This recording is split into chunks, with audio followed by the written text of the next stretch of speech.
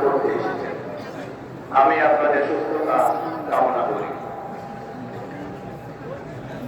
সম্মানিত মুসলমান, আপনারা জানেন আমরা প্রতি বছর রমজানের ঈদে আমাদের আয়ের সাথে গত ঈদুল ফিতরের দিন হতে 10-3-2024 ইংরেজি পর্যন্ত সারি গায়ে আয়ের সংক্ষিপ্ত হিসাব বিবরণী।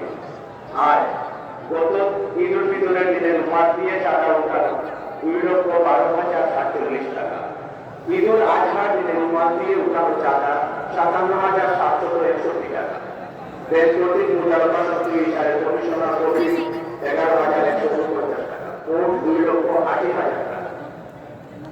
আগের চক্রে 4,89,097 টাকা। সর্বোচ্চ 7,17,054 টাকা।